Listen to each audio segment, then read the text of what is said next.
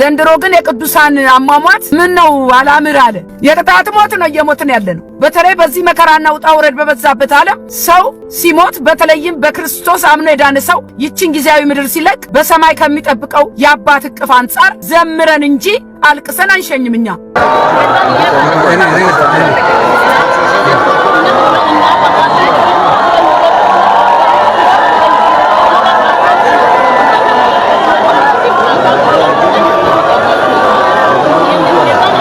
የተኖረ ነው፣ የተጋነነም አይደለም፣ ኃላፊነት የተወሰደበት ነው። ያው የሌላውን ማብላት አይጠቅምም፣ የኔ ኃላፊነትም አይደለም። እኔ ኃላፊነትም ወስዶ ራሴ ለኖርኩት ለተማርኩበት ህይወት ነው። ሰውንም የሚጠቅመው እኔ ከህይወቴ የተማርኩት ነው እንጂ ማሳበብና መክሰስ ምንም ጥቅም የለውም። በቃ ኃላፊነት ይወሰዳል። በህይወት እንማራለን፣ እንሻገራለን። የተሻለ ቀን አለ ህይወት ላይ። ስለዚህ ያን ማድረግ ነው የተፈለገው እንጂ ሂሳብ ማወራረድ ልክ ነኝ ራስን ለማስተረፍ ኦር የራስን ጽድቅ ለማስቀረት እዛ ውስጥ መፍጨርጨር አልነበረም። ስለዚህ በቃ እኔ ከእምነቴ አንፃር ሁልጊዜ በህይወት በየትኛውም ግንኙነት የራሴን ነው ማየው። ሌላኛው ሰው ይዛኑ ትልቅ ሊሆን ይችላል፣ ላይሆንም ይችላል። የራሴንም እይታ ልክ አላምነውም። ከእግዚአብሔር ውጪ ሙሉ እውነት ያለበት ቦታ የለም። ስለዚህ በቃ እኔ በደረስኩበት ልክ ለራሴ ህይወት ለተራረመድኩት እርምጃ ላጠፋው ጥፋት ኃላፊነት የወሰድኩት ብዙ ተቃውሞ ብዙ ስድብ በአደባባይ ያስተናገድኩበት ገጠመኝ ነው። ስለዚህ የጓዳ ሰው የጥሞና ሰው የማሰላሰል ሰው ራስን ለማየት እድል ያገኘሁበት ለመንፈሳዊ ህይወቴም ትልቅ መሰረት ያለው አቅጣጫዬን የቀየረ አጋጣሚ ነው። ለምን ሲያሞካሸኝ ሲያወድሰኝ ተገኘች ተብዬ በቃ እንደ ብርቅ ስታይ ከነበርኩበት ሰሞን ድንገት ዞር ብሎ አገር ሁሉ የሚሰድበኝ አጋጣሚ ነው የሆነው። የመጀመሪያ ነው፣ ከዛ በላይ መጨረሻ አልሆነም። የመጀመሪያ ስለነበረ በቃ ጠቅሞኛል። ህይወት ላይ ዞር ብዬ ለብቻዬ ህይወትን ለማየት ራስን ለማየት እድል ያገኘሁበት መጽሐፍ ቅዱሴን ለመግለጥ እድል ያገኘሁበት። ያው እኔ ወጣት ልጅ ነበርኩ። ብዙ ውጣ ውረድ አላየሁም። እንደነበረኝ ማምነውን ተሰጥኦ እየተከተልኩ መልካም ነገሮች ብቻ እየገጠሙኝ ነው የመጡት እስከዛኛው ምዕራፍ ድረስ። በመንፈሳዊ ህይወት በዛኛው መንገድ ለመራመድ የቀረቡልኝ ኦፈሮች ወይም ይሄኛው መንገድ ልክ ነው፣ የእግዚአብሔር ለመሆን ይህን ማድረግ ይኖራል፣ መጽሐፍ ቅዱስሽን ግለጪ ምናምን የሚሉትን በሙሉ ልብ እንደሚያስፈልገው ሰው ወይ በሙሉ ትኩረት ለምን ይዋሰኝ ስለነበረ ዝና፣ ቴንሽን፣ ተፈላጊነት፣ ተወዳጅነት ከዛም ጋር ተያይዞ ቢዚነት በሙያው ባለ አገልግሎት ይዋሰኝ ስለነበር ለዛ ህይወቴ ላይ የመጣ ለነበረው መልካም ግብዣ እድል የምሰጥበት ፋታ አልነበረኝም። ያ አጋጣሚ ያን ፋታ ነው የሰጠኝ። አረፍ ብዬ በቤት ሆኜ እግዚአብሔርን ቃል እንድከፍት መጽሐፍ ቅዱሴን እንዳነብ እድል የሰጠኝ ነው ማለት ነው። በክብሬ አልደራደርም፣ በወንጌል በማመኔ ተዋርጃለሁ፣ ተሰድቤያለሁ ያለው ዮኒ ማኛ በዚያው በቀድሞ ተናዳፊ ያነጋጋሪው ዘይው ምን ወንጌል ትላላችሁ ስትፈልጉ ቀቅላችሁ ብሉት እኔ በክብሬ አልደራደርም ማለቱን ከሰሙ ወገኖች አንዳንዶች ተበሳጭተውበታል። ምናልባትም ጥቂቶች የወንጌልን የለዋጭነት ኃይል ተጠራጥረውም ይሆናል። ይህ ታሪክ ግን የዮኒ ማኛን ብቻ ሳይሆን የእያንዳንዳችንን ልብ የሚፈትሽ ጥልቅ የመንፈሳዊ እውነታ መስታወት ነው። የክርስትና መግቢያ በር ዝቅ ያለ ነው። በዚያ በር ለማለፍ ደግሞ ቀጥ ብሎ በኩራት መቆም አይቻልም። ጎንበስ ማለት ራስን ዝቅ ማድረግ ይገድላል። የአዳም ዘር ትልቁ ፈተና ደግሞ ዝቅ ማለት ነው። ጌታ ኢየሱስ ሊከተለኝ የሚወድ ቢኖር ራሱን ይካድ ያለውም ለዚህ ነው። ይህ ጥሪ ለቲክቶኩ ንጉስ ብቻ ሳይሆን ከታላቁ እስከ ታናሹ ከባለጸጋው እስከ መናጢ ድሃው ለቀለም ቀንዱም ብዙ እውቀት ላልዘለቀውም ለሁላችንም የቀረበ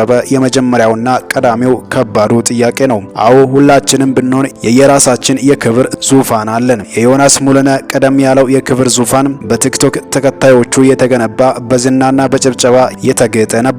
ከዚያ ክብሩ ሲወርድ በእርግጥ ወርዶ ነበር ወይ የሚለው ጥያቄ እንደተጠበቀ ሆኖ በዙሪያው መዋረዱን ዝቅ ማለቱን የሚነግሩ ብዙ ድምጾች ተከታትለው መምጣታቸው የክርስትና መንገድ አንዱ መገለጫ ነው። በአንድ ዘመንና የታሪክ አጋጣሚ ወደ ጌታ ቤት መተን ዛሬም ድረስ ባልንጀሮች ይሆን። ባህል ሚኒስቴር ውስጥ በትልቅ የሥራ ኃላፊነት ላይ የነበረ የኪነ ጥበብ ባለሙያ በዚያው የክርስትናችን አፍላ ወራት ስለ ወቅቱ ፈተናዎቻችን ስናወጋ የክብር ጉዳይ ዋናው ፈተናችን ሆኖ ተጠቅሷል። እሱ ወንጌልን በመቀበሉና ኢየሱስን መከተል በመጀመሩ የገጠመውን የፈተናውን ጡዘት ሲገልጽ ሽምዬ እኔም የዕለት ውሎዬን ጨርሼ ወደ ሰፈሬ ሲደርስ ዛፎቹ እንኳ የሚንቁኝ የሚያሽሟጥጡኝ ይመስለኝ ነበር ያለኝን በፍጹም አልረሳውም። ቤቱ ለመድረስ አቋርጦት የሚያልፈውን ጫካ ስለማውቀው ስለነዚያ አሽሟጣጮቹ ዛፎች አስቤ እምባዬ በጉንጮቼ እስከወርድ ነበር የሳኩት። ወንጌል ወደ ሕይወታችን ሲመጣ መጀመሪያ የሚያንኳኳው እኛ እንደ ክብር ቆጥረን የተቆናጠጥንበትን ዙፋን ነው። ያንን እንደ ነጻነታችን መገለጫም እንቆጥረዋለን። ክርስቶስ ደግሞ ቀድሞ የሚጠይቀን ይህንኑ ክብራችንንና ዙፋናችንን ነው። እኔ ሰውዬውም ቢሆን ክብሩን ጌታ ወደ ልቤ ላለማስገባት ከዚህ የበለጠ የተገዳደረኝ ብርቱ ፈተና አልነበረም። ኢየሱስ በተለያየ መንገድ ከዚህ ዙፋን ወረድ ቦታውን ለኔ ሲጠኝ ስለኝ ቢቆይም እንደ ዮኒ ማኛ አፈውጥቼ በአደባባይ አልናገረው እንጂ በወቅቱ እንደ ክብሬ መገለጫ የቆጠርኩት እኔነቴን እንዳልተው፣ ግላዊ ነጻነቴን እንዳልነጠቅ፣ በውስጤ የሚሰማው ድምጽ በክብሬማ አልደራደርም የሚል ነበር። እንደ ዮኒ ካፌ አላውጣው እንጂ ኢየሱስን የገፎበት መንፈስ ተመሳሳይ ነው። ደረጃው ይለያይ እንጂ በሁላችንም ልብ ውስጥ ይሄ የእምቢታ ድምጽ አለ። ሰው ለክርስቶስ ተረትቻለሁ እጄን ሰጥቻለሁ ካለ በኋላም በቆይታም የሚፈናጠጥበት የክብር ዙፋን አያጣም። የእያንዳንዳችን የክብር ዙፋን የተለየ መልክ ይኖረው እንጂ ሁላችንም የየራሳችን ዙፋን ይኖረናል። የአንዳንዶቻችን ዙፋን በሁሉም ጉዳይ አዋቂና ትክክል የመሆን ፍላጎታችን ይሆናል። በክርክር ላለመረታት በሀሳብ የበላይ ለመሆን ስንል የምንደፈጥጠው ራስን ዝቅ የማድረግ የወንጌል መሪ የዙፋናችን መገለጫ ዙፋን ሆኖ ቁጭ ይላል። ለአንዳንዱም ዙፋኑ በእውቀቱ በስራው በሙያ ችሎታው ያገኘው ክብር ስምና ዝና ይሆናል። ለአንዳንዶች ደግሞ በዘር ሐረጋቸውና ቤተሰባቸው ይሆናል። ለአንዳንዶች ደግሞ የዘር ሐረጋቸውና ቤተሰባቸው ይሆናል። በእነዚህ ሁሉ ውስጥ በክብሬማ አልደራደርም የሚሉ ይፋዊም የለወሰስም ድምጾች አሉ። ብቻ ሁላችንም ማንም እንድነካው የማንፈልገው በኩራት የተገነባ እግዚአብሔር የምንቀው ክብር አለን። ሰዎች ስለኛ ያላቸውን መልካም አስተያየት ለማስጠበቅ ስንል እውነትን ከመናገር ወደ ኋላ የምናፈገፍገው ለክብራችን ስንል ነው። ክርስትና ግን ራስን የመካድ ጉዞ ነው። ክርስትና ኃጢአትን ትቶ ወደ እግዚአብሔር መቅረብ ብቻ ሳይሆን ኃጢአትን የወለደው እኔ የተባለውን ንጉሥ ከስልጣን መውረድ ነው። በዚህ ዘመን አየሩን እንደሞላው ትምህርትና ድስኩር ወንጌል ምን ፈየደልኝ እያሉ ጥቅምን ማስላት ሳይሆን ለእርሱ ስል ምን ልተው ይችላለሁ ብሎ ራስን አሳልፎ መስጠት ነው። ጌታ ኢየሱስ ራሱ የክብር ሁሉ ምንጭ ሆኖ ሳለ ያንን ሰማያዊ ክብር ትቶ ራሱን ባዶ አድርጎ የመከራን ጽዋ ጠጥቶ በመስቀል ላይ የሞተው እኛም የእርሱን የትህትና መንገድ እንከተል ዘንድ ነው። ስለዚህ በዮኒ ማኛ በክብሬ አልደራደርም አዋጅ መከፋት ብቻ ሳይሆን ዛሬስ እኛ በየትኛው ዙፋን ላይ ተቀምጠናል ብለን ራሳችንን መጠየቅ ያሻናል። ለመተው የምንፈራው በዚህ አልደራደርም የምንለው ክብራችን ምን ይሆን? እውነቱ ጌታ ኢየሱስ ተውት ልቀቁት የሚለን በእኛ ክብር ልክ የተሰፋ በቀላሉ የሚሰበር ነገ የሚረሳ ጊዜያዊ ክብር ነው። በክርስቶስ የምናገኘው ክብር ግን በእግዚአብሔር የተሰጠ ዘላለማዊና የማይጠፋ ነው። መጨረሻው የሚያምር ከንቱ ክብር ሳይሆን እውነተኛ ሕይወትና በክርስቶስ የሚገኝ ዘላለማዊ ክብር ነው። ክርስትና በዓለም አይን እንግዳ በሆኑ ፓራዶክሶች የተሞላ ነው። ራስን ዝቅ በማድረግ ከፍ ማለት፣ በመስጠት መቀበል፣ በመዋረድ መክበር ያለበት ነው። እንግዲህ ምርጫው በእያንዳንዳችን እጅ ነው። ሆኖም ሁላችንንም እግዚአብሔር በጸጋው ይርዳን ሲል የገለጸው ወንድማችን ሽመልስ ይፍሩ ነው። እጅግ አሳዛኝና ልብ ሰባሪ የሆነ መረጃ ተሰምቷል። የአርባ ምንጭ ከተማ ዛሬ እያነባች ነው። አሰቃቂው ግድያ ሙሉ የከተማውን ነዋሪዎች አስቆጥቷል። ሕፃን ናትናኤል ማይክል የ10 ዓመት ሕፃን በአርባ ምንጭ ከተማ በአሰቃቂ ሁኔታ ተገድሎ ተገኝቷል። ይህንን ዘሎ ያልጠገበውን ሕፃን አሰቃቂውን ግድያ ተከትሎ የከተማው ሕዝብ ቁጣ በነቂስ በጋሞ ዞን አስተዳደር ፊት በመገኘት ዛሬ ስሜቱን በመግለጽ ላይ እንደነበር ተሰምቷል። አጋቾቹ የዳር 3 2018 ዓ.ም ከቀኑ 10 ሰዓት አካባቢ ሕፃን ናትናኤል ማይክልን አግተው ለቤተሰቦቹ ደውሎ ድምጹን እያስለቀሱ በማሰማት ከፍተኛ ገንዘብ እየጠየቁ ሲሆን የሕፃኑ ቤተሰቦች 50 ሺህ ብር በተጠየቁት ባንክ አካውንት ማስገባታቸው ተገልጿል። የአጋቾቹ በተጨማሪም ገንዘብ ጨምሩ ጥያቄ ለቤተሰቦቹ በድጋሚ አቅርበው ባለመሳካቱ በሕፃኑ ላይ አሰቃቂ ግድያ መፈጸማቸውን የመረጃ ምንጮች ይገልጻሉ። የሕፃኑ አስክሬን በአሰቃቂ ሁኔታ ሁኔታ ተቆራርጦ ህዳር 5 2018 ዓ.ም በገዳይ ጠቋምነት ከሽንት ቤት ተገኝቷል ተብሏል። ይህን ተከትሎ በቁጣ አደባባይ የወጣው ህዝቡ የወንጀሉ ፈጻሚዎች በጋሞ አደባባይ በህዝብ ፊት ይሰቀሉ ይገደሉ ሲሉ የከተማዋ ነዋሪዎች የወንጀል ድርጊቱን አደባባይ ወጥተው አውግዘዋል። በአርባ ምንጭ ከተማ ሼቻ ቀበሌ ዶይሳ ቀጠና ሰፈረ ሰላም ፔንሲዮን አካባቢ ሲጫወት ከነበረበት ከጠፋ በኋላ ወደ ቤቱ ሳይመለስ ቀርቷል የተባለው ታዳጊ ህፃን ናትናኤል ማይክል ተገድሎ መገኘቱን የመረጃ ምንጮች ገልጸዋል። ይህ አሰቃቂ ድርጊት ከተሰማ በኋላ የአካባቢው ማህበረሰብ በከፍተኛ ሀዘን ውስጥ ወድቆ ፍትህ እንዲሰፍን ከፍተኛ ጥያቄ እያቀረበ ይገኛል። የአርባ ምንጭ ከተማ አስተዳደር ፖሊስ ይህን አሳዛኝ ግድያ ተገቢውን አፋጣኝ ምርመራ በማድረግ ወንጀሉን የፈጸሙ አካላትን ለህግ እንዲያቀርብና የህፃን ናትናኤል ቤተሰቦች ፍትህ እንዲያገኙ የበኩሉን እንዲወጣ አጥብቀው ጠይቀዋል። ከዚህም ጋር ተያይዞ ታዳጊ ናትናኤል ማይክልን በመግደል የተጠረጠረው ግለሰብ በቁጥጥር ስር ውሏል። የአርባ ምንጭ ከተማ ፖሊስ መምሪያ ለማህበረሰቡ የጥንቃቄ መልእክት አስተላልፏል። የአርባ ምንጭ ከተማ ፖሊስ መምሪያ አዛዥ ኮማንደር ክበበው አዳል እንደገለጹት ከተማችን የ12 ዓመት ታዳጊ ናትናኤል ማይክል አገዳደልን በተመለከተ እጅግ በጣም ዘግናኝና ጭካኔ የተሞላ ወንጀል ድርጊት ሲሉ ገልጸው ውድ የከተማችን ነዋሪዎቻችን በመኖሪያ ቤቶቻችን በንግድ ድርጅቶቻችንና በመንግስታዊና መንግስታዊ ያልሆኑ ድርጅቶቻችንና ተቋማት በሙሉ ቤታችንም ሆነ ድርጅቶቻችን በመናከራይበትና በመንቀጥርበት ወቅት የግለሰቦችን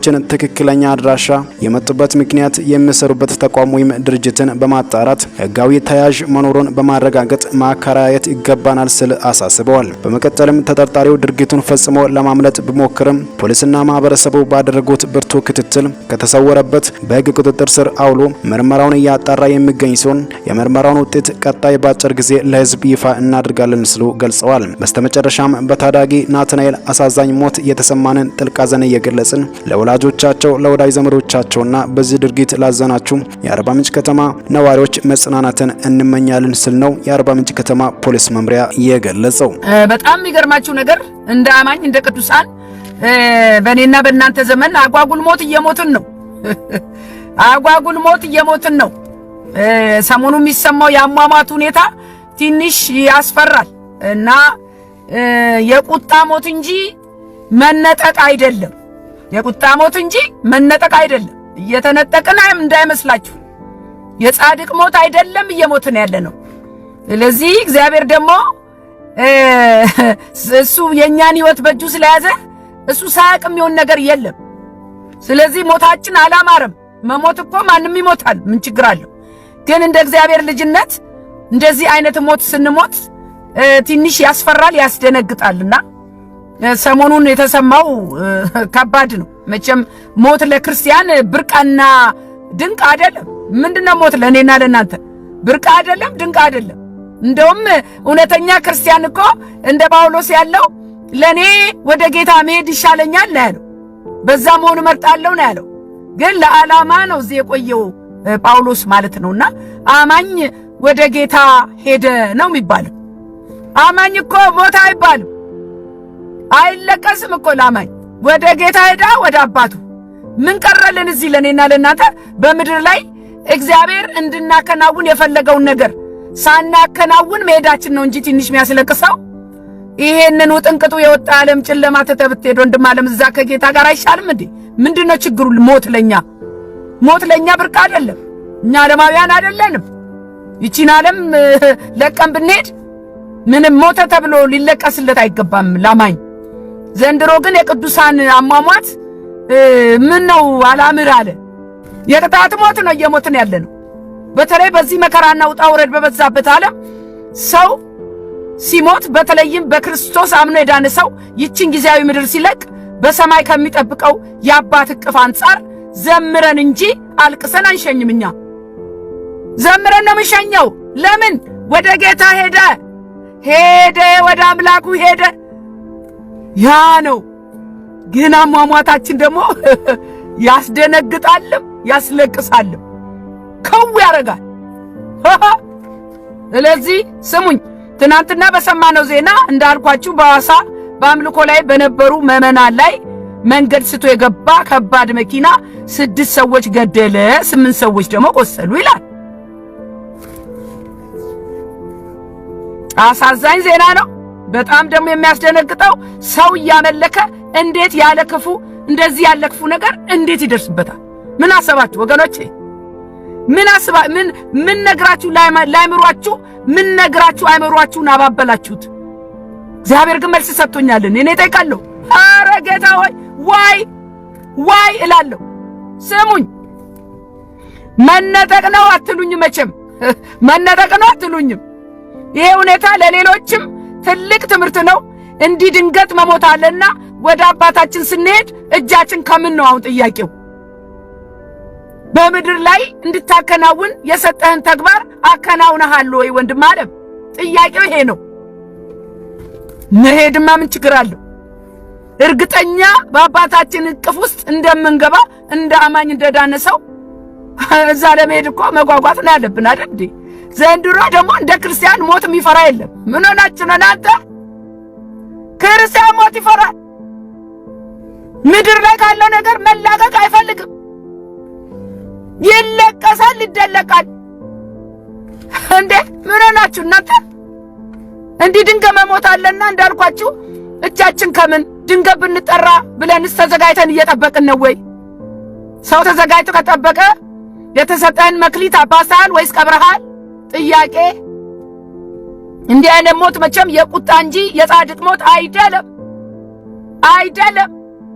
ሞተ ነው። አሟሟት ምን ችግር አለው እንዳትሉ፣ የቅዱሳን አሟሟት ይሄ አይደለም። ሄኖክ እኮ አካሄዱን ከእግዚአብሔር ጋር አደረገ ካለ በኋላ አልተገኘም ይላል። በዚህ በዘፍጥረት 5:24 ላይ ሄኖክም አካሄዱን ከእግዚአብሔር ጋር ስላደረገ አልተገኘም፣ እግዚአብሔር ወስዶታልና ይላል። አሁን ግን ያማኙ ያምላኪው የኔና የናንተ አካሄድ ከእግዚአብሔር ጋር ስላልሆነ ይሄው በሲኖትራክ ሰው እያመለከ አይሞትም። ነው ሞት ቢሆን የክርስቶስ ተቃዋሚ ጥይት ይዞ መጥቶ ስሙኝ፣ እነዚህ ተቃዋሚዎች ወይ አክራሪዎች መጥተው ቤተክርስቲያን ገብተው በጠመንጃ አድርገው ገደሉ ቢባል ጠላት ገደለ ይባላል። ያ ራሱ ጥያቄ ውስጥ ይገባል። እንዲሆን እግዚአብሔር ፈቅዶ ነው። እኔና እናንተ የምናውቀው በእሳት ቃጠሎ መሃል ቤተክርስቲያን ስትተርፍ፣ በወንዝ በጎርፍ መሃል ቤተክርስቲያን ብቻዋን ተለይታ ስትተርፍ እኛ የምናውቀው፣ በአደጋ መሃል ክርስቲያኖች ተለይተው ሲተርፉ እግዚአብሔር እኮ ያስመልጣል። እናንተ ማስመለጥ የፈለገውን እኮ ያስመልጣል እኮ ጌታ። ማስመለጥ አልፈለገማ። በቃ ይሄ ነው መልሱ። ምንም አይነት ማመቻመች የለም። የእግዚአብሔር ፈቃድ ነው የተፈጸመው። ለምን? ምክንያቱ ልንገራችሁ። አካሄዳችን እንደ ሄኖክ ከእግዚአብሔር ጋር ስላልሆነ የአማኝ ሞቱ አይደለም የሚያሳዝነው፣ ይልቁንም በምድር ላይ ማከናወን ያለበትን ሳያከናውን መጠራቱ በጣም ያሳዝናል። ማነሽ ባለ ሳምንት አሎ፣ ማነሽ ባለ ሳምንት እግዚአብሔር ምክንያት ሰጥቶኛል። ስሙኝ፣ በሉቃስ ወንጌል ምዕራፍ 13 ላይ ስሙኝ። እግዚአብሔር ሰጠኝ መልእክት ድንገት ለሚሞቱ ቅዱሳን። አሁን ቤተክርስቲያኑ ውስጥ ሲኖትራ ገብቶ ለገደለው መረዳት አለኝ። እኔ እጠይቃለሁ፣ ከቃሉም ያስረዳኛል። ስሙኝ፣ ሉቃስ 13 ከቁጥር 6 ጀምሮ ይህን ምሳሌ አለ። ለአንድ ሰው በወይኑ አትክልት የተተከለች በለስ ነበረችው። ፍሬም ሊፈልግባት መጥቶ ምንም አላገኘባትም። የወይኑ አትክልት ሰራተኛውን እነሆ ከዚች በለስ ፍሬ ልፈልግ 3 ዓመት እየመጣው ምንም አላገኘውም፣ ቁረጣት፣ ስለምን ደግሞ መሬቱን ታጎሳቁላለች አለው። እርሱም ግን መልሶ ጌታ ሆይ ዙሪያውን እስክኮተኮትላት ፋንድያ እስካፈስላት ድረስ በዚች ዓመት ደግሞ ተዋት፣ ወደፊትም ብታፈራ ደህና፣ አለዚያ ትቆርጣታለህ አለው። ስሙ፣ ጠብቋል ጌታ ለዘመናት። ፍሬ የለም፣ ኪሳራ ነው። መሬት ከማጎሳቆል ውጪ፣ የእግዚአብሔርን ስም ከማሰደብ ውጪ፣ ከእግዚአብሔር ሐሳብ ውጪ፣ በሥጋ ከመመራት ውጪ ፍሬ ስላላፈራን እግዚአብሔር ጠብቆ ተመላልሶ 3 ዓመት ከዛስ ቁረጣት እየቆረጠ ነው እግዚአብሔር። እግዚአብሔር እኮ ይቆጣል፣ ይታገሳል፣ ግን ይቆጣል። ሲቆጣ ይቆጣል። እንዴ ተቆጣንኛን አንልመጭም። ስሙ ባካችሁ የኛ ነገር እኮ አንዳንዴ ሽምጥጥ አድርገን በቃ ምንም እንዳልተፈጠረ ምን አረገንና ይላል ጻድቅ ኖ ስሙኝ። እንዲህ አይነት አሟሟት ሄደ ወደ አምላኩ ሄደ ለማለት ያስቸግራል፣ ያሳፍራል። ወይ ነው የሚያስብለው። ወይ ለጠላትም እኮ በክርስቶስ ለማያምኑ ሰዎችም እኮ ይሄው እናንተስ ትሞቱ የለ ወይ እንደዚህ በድንገት ይባላል። መልሱ ምንድነው? እግዚአብሔር ጠብቆ ባካሄዱ ስላልሄድን ፍሬ ስላላፈራን ነው። አለቀ በቃ። ከዚህ በኋላ መሬት አታጎሳቁልም ወንድም አለ። ዛሬ ንስሐ ገብቶ አካሄድን ከእግዚአብሔር ጋር ማስተካከል ይሻላል። የዘንድሮ አማኞች አሟሟት ድንገት ባደጋ ያውም ባሰቃቂ ሁኔታ ሆኗል። አሁን ከ2 ሳምንት በፊት የታዋቂ አገልጋይ ሚስት መልካም የተባለች ብዙ የሚነገርላት ሰው ወዳጅ፣ ሰው አክባሪ፣ ጌታ የምትወድ ቃሉ የምታነብ ተባለ። ስሙኝ፣ ማንም ሰው ልብ ያላለውን ዛሬ ነግራችኋል። ስሙኝ። ከዛ በቤቷ ውስጥ እንጀራ እየጋገረች ሳለ ከአካባቢው ከሚሰራ ህንጻ የተወረወረ አጠና ይሁን ብረት ይሁን ወግቷት ሆዷን ወግቷት አጉል አሟሟት ሞተች። ያቺ እህት የአገልጋይ ሚስት ጌታን የምትወድ ማንም ልብ አላለም። እኔ ጌታ ሆይ ዋይ ለምን እቺ ሴትዮ ሞተች? ዋይ ለምን ወሰድካት? ጥያቄ ጌታ ይነገረኝ ልንገራችሁ። ዝም ብላችሁ ታያላችሁ እናንተ ዝም ብላችሁ ብቻ። ከዛ በኋላ በሚሰቀጥጥ ሁኔታ ህይወቷ አልፏል። እኔ በግሌ እግዚአብሔርን ለምን ይሄ ሆነ ብዬ ጠይቄያለሁ። ለዚህ መልስ የሆነኝ አማኞች ለተጠራንበት ዓላማ እየኖርን ነው። በህይወታችንስ እግዚአብሔር እንድንሆን የምንጠይቀው በዘመኔ ይሆኖ ማየት እፈልጋለሁ የምንለው ነገር አለ?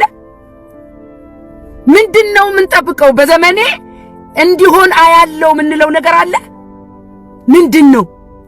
ስጋዊ ነው ወይስ መንፈሳዊ ነው? ከነ ምሳሌው ነው የምነግራችሁ።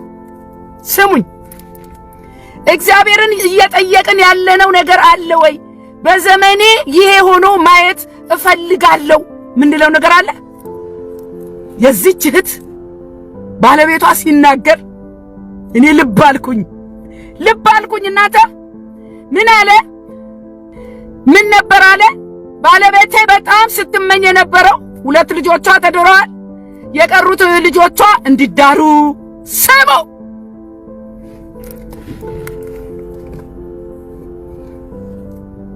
የቀሩ ልጆቿ እንዲዳሩ ልጅ እንድታይ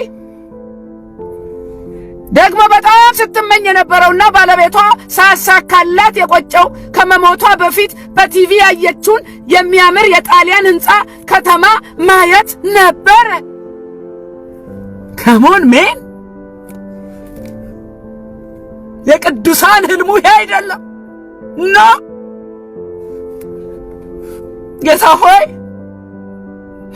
አንተ ትመጣለህና መምጣትህን ሳላይ ይሄ ትውልድ ድኖ ሳላይ ሀገሬ ሰላም ሆና ሳላይ ወንጌል በምድር ላይ ነግሶ ሳላይ ቤተ ክርስቲያን አንተ እንደምትፈልጋት ወደ ክብሯ መጣ ሳላይ ይባላል እኮ እናንተ።